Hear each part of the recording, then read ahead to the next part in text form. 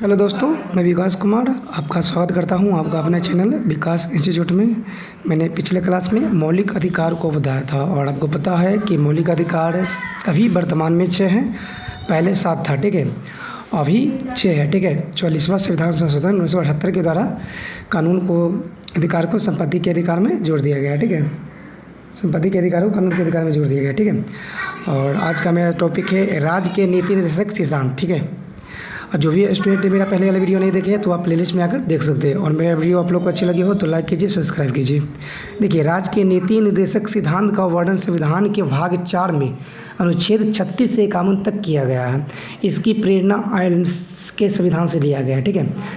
भाग 4 अनुच्छेद 36 से 51 और कहाँ से? आयरलैंड से। इसे न्यायालय द्वारा लागू नहीं किया जा सकता, यानी इसे वैधानिक शक्ति प्राप्त नहीं है, मतलब वैधानिक शक्ति प्रदान नहीं है। किंतु फिर भी इस भाग में अधिकाधिकत्व तत्व देश के शासन में मूलभूत है और विधि बनाने में इन तत्वों को लागू करना राज्य का कर्तव्य होगा। यानी भारतीय संविधान के अनुसार राज्य का नीति निर्देशक तत्व शासन के लिए आधारभूत है। देखिए, भारत के संविधान में कल्याणकारी वीवीआई घोषणा है। भारत के संविधान में कल्याणकारी राज्य की संकल्पना का समावेश राज्य की नीति निर्देशक तत्व से किया गया है। कल्याणकारी राज्य का उद्देश्य सामाजिक, है ना, और आर्थिक प्रजातंत्र की स्थापना करना है। यानी सामाजिक और आर्थिक प्रजातंत्र की स्थापना के उद्देश्य से ही संविधान में नीति निर्देशक तत्वों को शामिल किया जाएगा, ठीक है। मतलब सामाजिक और आर्थिक, ठीक है। भारतीय सरकार अधिनियम 1935 में अंतर्विष्ट अनुदेश पत्र को भारतीय संविधान में राज्य के नीति निर्देशक तत्वों के रूप में समाविष्ट किया गया है। यह प्रपत्र 1935 के अधिनियम के तहत ब्रिटिश सरकार द्वारा भारत के गवर्नर जनरल और प्रांतों के गवर्नर जनरल को जारी किया गया था। राज्य के नीति निर्देशक सिद्धांत देखिए, अनुच्छेद 29 राज्य लोक कल्याण की अभिवृद्धि के लिए सामाजिक, ठीक है, सामाजिक व्यवस्था बनाएगा जिससे नागरिक को सामाजिक, आर्थिक एवं राजनीतिक न्याय मिलेगा, ठीक है। नागरिक को सामाजिक, आर्थिक एवं राजनीतिक न्याय मिलेगा। अनुच्छेद 39 के क और ख और ग 3 है, ठीक है। तो 39 के क में क्या है कि समान न्याय और निःशुल्क विधि सहायता, समान कार्य के लिए समान वेतन की व्यवस्था की गई है। 39 का सबसेक्शन ख में क्या बोला गया है? सार्वजनिक धन का स्वामित्व तथा नियंत्रण इस प्रकार करना ताकि सार्वजनिक निहित का सर्वोत्तम साधन हो सके, ये ख में बोला गया है। ग में क्या बोला गया है? धन का समान वितरण, ठीक है, धन का समान वितरण। ये वीवीआई है। अनुच्छेद 40 ग्राम पंचायतों का संगठन, ठीक है, ग्राम पंचायतों का संगठन 243 में भी है और 40 में भी। अनुच्छेद 41 में क्या है? कुछ दशाओं में काम, शिक्षा और लोक सहायता पाने का अधिकार। 15 अगस्त 1995 प्रभाव में आया राष्ट्रीय सामाजिक कार्यक्रम भारतीय संविधान के अनुच्छेद 41 के प्रावधान की पूर्ति करता है।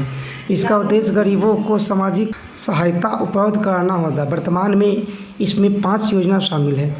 देखिए, इंदिरा गांधी राष्ट्रीय वृद्धा पेंशन योजना, इंदिरा गांधी राष्ट्रीय विधवा पेंशन, इंदिरा गांधी राष्ट्रीय विकलांग पेंशन और राष्ट्रीय परिवार लाभ योजना, ठीक है। अनुच्छेद 45 में ही बोला गया बालकों के लिए निःशुल्क और अनिवार्य शिक्षा का उपबंध है। देखिए, 42 में क्या है? काम की न्याय संगत और मनोविचित दशाओं तथा प्रसूति सहायता का उपबंध 42 में है। 43 में कर्मकारों के लिए निर्वाचन और मजदूर एवं कुटीर उद्योग को प्रोत्साहित है, मतलब मजदूर और कुटीर उद्योग को प्रोत्साहित है ना, 43। 44 में नागरिक के लिए एक समान सिविल संहिता का व्यवस्था किया गया, 44 में। 46 में अनुसूचित जातियों, अनुसूचित जनजातियों और अन्य दुर्बल वर्गों की शिक्षा एवं अर्थ संबंधी हितों की अभिवृद्धि के लिए 46 में अनुच्छेद में वर्णित है। 47 में पोषाहार स्तर, जीवन स्तर को ऊंचा करने तथा लोक सहायता का सुधार करने का राज्य का कर्तव्य है। 48 में ये वीवीआई है। कृषि एवं पशुपालन का संगठन 48 में है। और अनुच्छेद 48 का क है, देखिए, पर्यावरण का संरक्षण तथा संवर्धन और वन्य जीव की रक्षा। 49 में राष्ट्रीय महत्व के स्मारक स्थानों और वस्तुओं का संरक्षण, मतलब राष्ट्रीय महत्व के स्मारक स्थान और वस्तुओं का संरक्षण। 50 में कार्यपालिका और न्यायपालिका का पृथक्करण, बहुत बार पूछा गया क्वेश्चन। अनुच्छेद 50 कार्यपालिका एवं न्यायपालिका का पृथक्करण। 51 में अंतर्राष्ट्रीय शांति और सुरक्षा की अभिवृद्धि, अनुच्छेद 51 में है। उपयुक्त अनुच्छेद के अतिरिक्त कुछ ऐसे अनुच्छेद भी हैं जो राज्य के लिए निर्देशक सिद्धांत के रूप में कार्य करते हैं। जैसे अनुच्छेद 50 के क में देखिए, प्राथमिक स्तर पर मातृभाषा में शिक्षा देना, अनुच्छेद 50 का सबसे क में है। 51 में 351 में हिंदी को प्रोत्साहन देना, ठीक है, हिंदी को प्रोत्साहन देना 351। राज्य का नीति निर्देशक तत्व एक ऐसा चेक है जो बैंक की सुविधा अनुसार अदा की जाएगी। यह कथन केटी शाह का है। किसने कहा है? केटी शाह का है। देखिए, मौलिक अधिकार और नीति निर्देशक सिद्धांत में अंतर क्या है? देखिए, पहले नीति निर्देशक तत्व यह आयरलैंड से लिया गया है और मौलिक अधिकार ये यूएस के संविधान से लिया गया है। देखिए, इसका वर्णन संविधान भाग के 4 में है नीति निर्देशक तत्व, और भाग 3 में मौलिक अधिकार, ठीक है।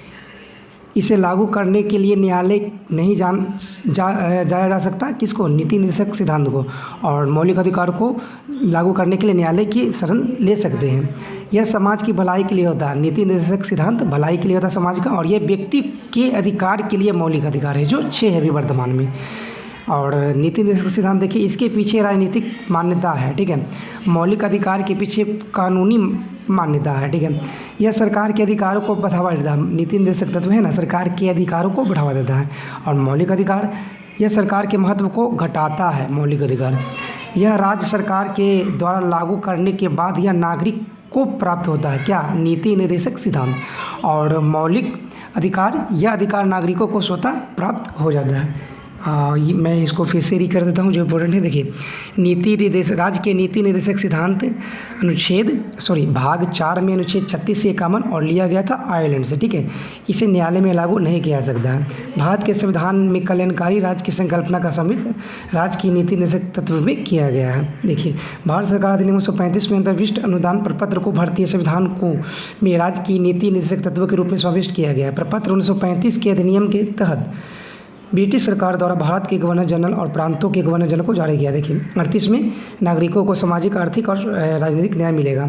39 के क में समान कार्य के लिए समान वेतन की व्यवस्था की गई है। ख में धन का स्वामित्व, और ग में धन का समान वितरण। 40 में ग्राम पंचायतों का संगठन। 41 में कुछ दशाओं में काम, शिक्षा और लोक सहायता पाने का अधिकार, ठीक है।